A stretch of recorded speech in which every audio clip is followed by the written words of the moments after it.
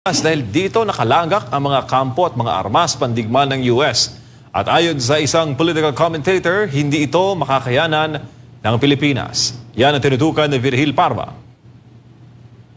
Kilala ang Israel sa may pinaka-advanced na defense system sa buong mundo. Isa nga sa pinangangalandakan nito ay ang Iron Dome na subok na sa mga nagdaang bakbakan sa pagitan ng Hamas sa Gaza kung saan walang kaabog-abog na sinalag ang mga atake ng katunggaling bansa. Ngunit sa bakbakan sa pagitan ng Iran ay hindi na nakayanan ng Israel ang daan-daang hypersonic missile na pinaulan sa kanila. Kung ihahambing, napakalayo ng defense system ng Pilipinas sa Israel kaya ang pangamba ng nakararami kapag sa Pilipinas ito nangyari, kakayanin kaya?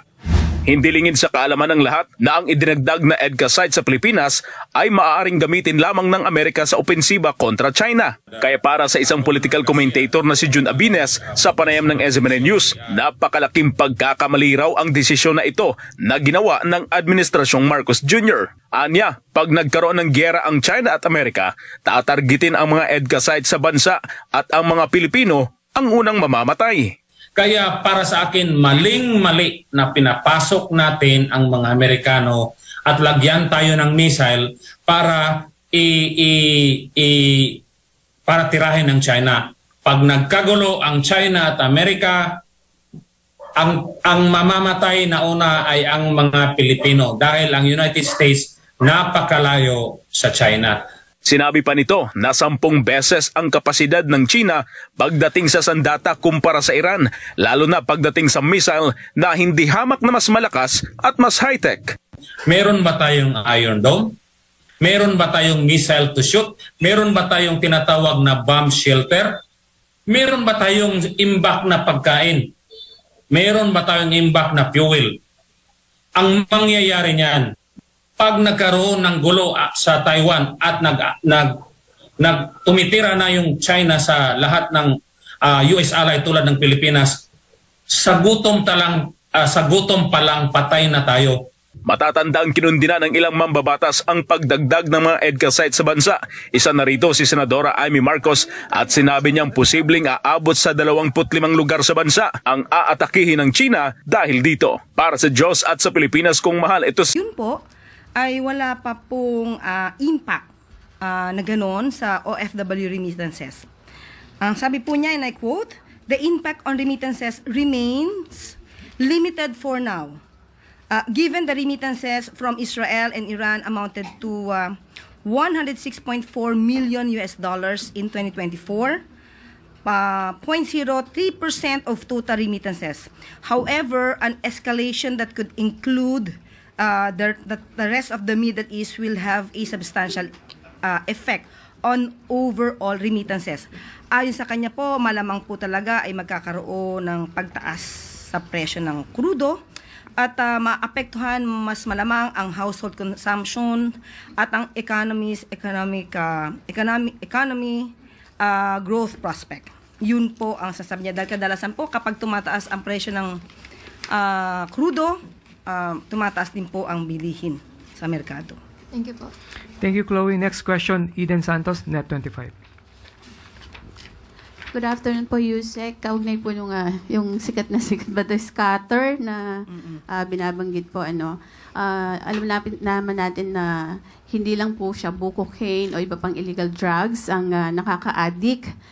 Sabi po marami nating mga kababayan yung nalululong na rin dito sa tinatawag na scatter dahil madali lang pong ma-access online. Marami yung nababaon sa utang at nasisira yung buhay at maging yung kanilang pamilya dahil po sa online sugal. May mga viral post na po sa SOCMED kaugnay nito. May mga endorser din po ng mga kilalang mga personalidad. May mga billboards pa nga po na nakakalat sa EDSA. Ito po ba ay yung negatibong epekto ng online na sugal ay nakarating na sa Pangulong Marcos at ano po yung maaaring gawin ng ating gobyerno tungkol dito para po maiwasan yung mas malala pang negatibong epekto nito? Opo, nakakalungkot po dahil marami sa mga kababayan natin ang nagugumon sa sugal. Kung gagamitin lamang nila ang kanilang utak, ang kanilang pagdiskarte, hindi na sana sila po problemahin ng gobyerno. But dahil hindi nila makontrol ang sarili nila sa pagkagumon sa sugal, ay kailangan pa silang intindihin. But anyway, ang pamahalaan naman ay para sa kababayan natin. Nakausap po natin si Attorney Jeremy Luglug, ang AVP ng Electronic Gaming Licensing Department. Particular dito sa larong Scatter. Ayon po sa kanya, ang Scatter po ay isang game na ino-offer ng mga licensed gaming website. So kapag ka po ito ay in-offer naman ng isang licensed gaming website, nakokontrol po ito, namomonitor po ito, at kung ang pamilya man ay nagkakaproblema sa kanilang kamag-anak dahil nagugumon sa sugal, maaari po sila agad pumunta sa PAGCOR para po maban ang tao na ito sa paglalaro. Ang problema po ngayon ng gobyerno ay marami pong illegal na gaming website. At meron na po silang 7,000 website na naipasara. Ito ay pinapaalam po sa DICT para po maipasara. Yun lamang po, kapag ka po naipasara, mag-iiba na naman ng website. So, pero hindi po titigil ang PAGCOR at ang DICT sa pagtanggal ng mga ganitong klaseng website. Kaya lamang po ay magiging paulit-ulit dahil paulit-ulit silang nagbabago ng kanilang website. So tandaan po natin, hindi rin po tutulugan ng gobyerno ang ganitong klaseng mga problema. At sabi nga po natin, patuloy po sila nagtatrabaho para po ito ay masawata. At sa tulong po rin ninyo, doon sa mga nag-e-endorso, kung ito naman po ay hindi lisensyado, huwag nyo na pong patulan ang ganitong klaseng mga pwedeng pagkakitaan. Yusek, since sinasabi niyo po paulit-ulit lang kahit na ipasara, wala po bang plano ang administrasyon ng Pangulo para po ito ay ipatigil na lang din kagaya nung ginawa sa Pogo na pinaban po? Hindi po kasi siya ay maiko-compare sa Pogo. Sabi nga po natin, ito po ay nanggagaling sa illegal website. So, ang tangi lamang po natin gagawin ay laging patanggal, ipasara through the DICT itong mga illegal website na to.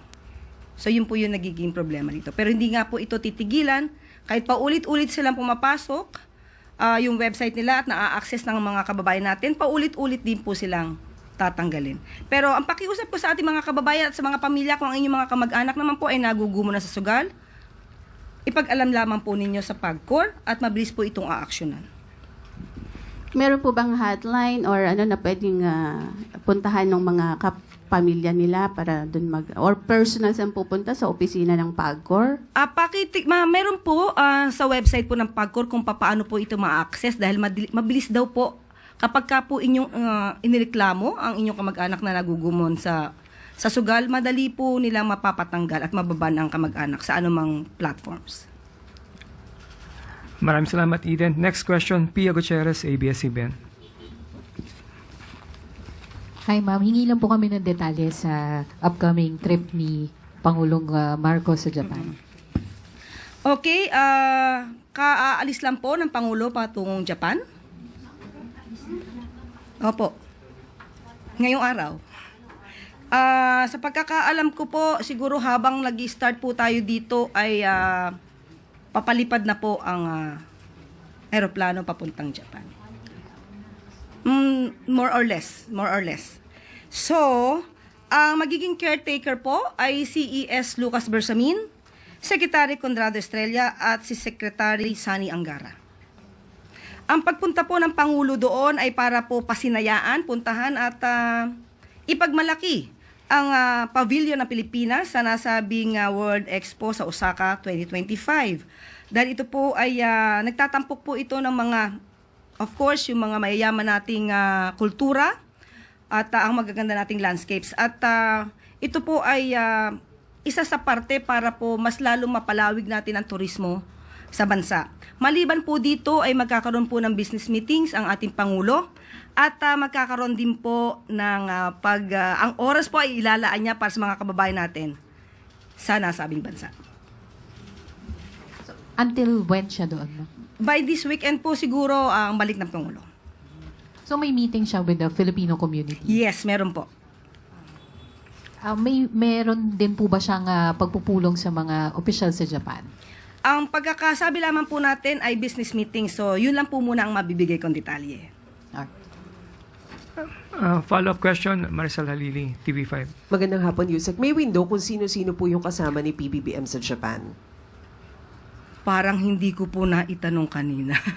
Maliit lang po ang mga kasama. Maliit lang po yung delegado na kasama po ng Pangulo. At bibigyan ko po kayo ni Talia kapag nabigyan po ako.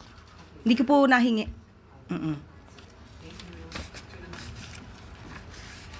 Next question, Ivan Mayrina, GMA News.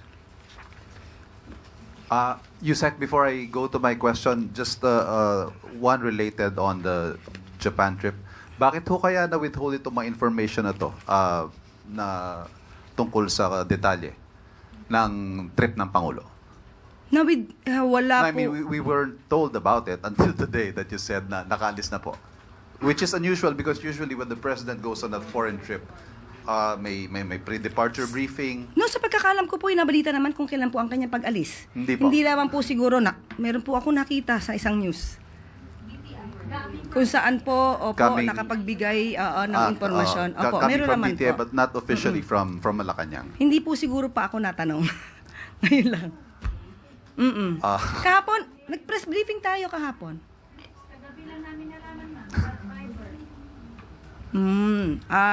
Wala po tayong siguradong tugon para dyan dahil ito naman po talaga ay scheduled because of the expo. Okay. Para sa pavilion na pinagmamalaki ng Pangulo. If I may proceed to my question, ma'am, the UN Special Rapporteur has called on the Philippine government to ratify international human rights treaties, specifically the International Convention for the Protection of Persons from Enforced Disappearance. Yes. Nabasa ko po yung artikulo na to.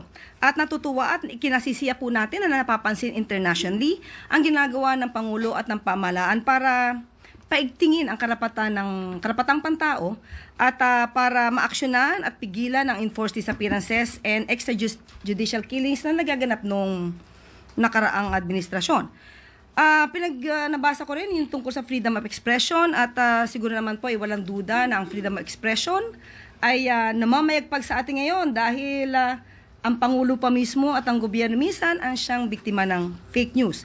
Pero ang sinabi po at ang suggestion po ng UN rapporteur, ito po ay magandang suggestion at pag-aaralan po kung talaga pong dapat pa rin sumapit, right? Maging mag-join sa ICC at i-ratify yung ibang international human rights law.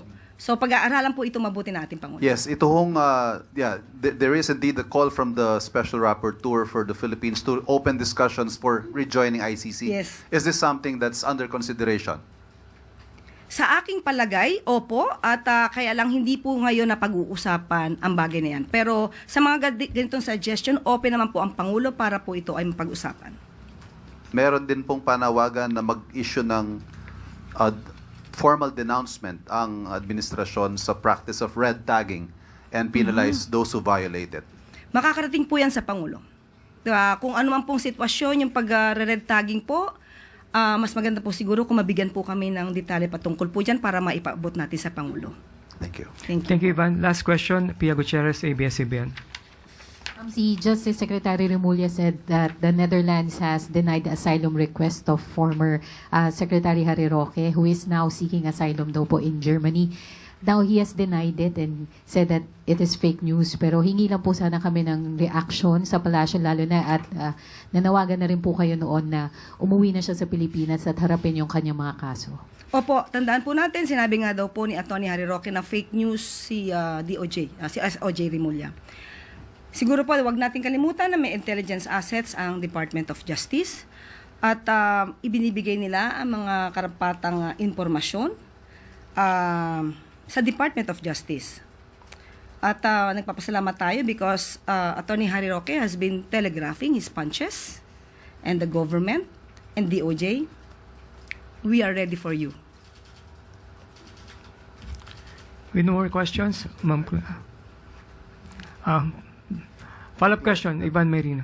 Yusek, clarification lang just so we're clear. Ito ho sa openness to open discussions to rejoin ICC. Is this the President's position or your opinion?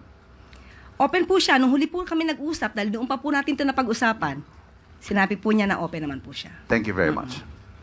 Thank you, Ivan. Yusek Claire. At isa pa pang balita, 100% internet connectivity maaasahan sa lahat ng public schools sa Pilipinas. Alinsunod sa direktiba ni Pangulong Ferdinand R. Marcos Jr. na ayusin pa ang edukasyon sa bansa. Paiigtingin ng Department of Information and Communications Technology ang pagkakabit ng internet sa lahat ng public schools sa bansa. Ang pangako ng ahensya, walang paaralan o estudyanteng maiiwan. Target ng DICT na ma-connect sa internet ang 80% ng mga pampublikong paaralan ngayong July. 90% sa August at 100% naman sa katapusan ng... Hello, magandang umaga po sa inyo.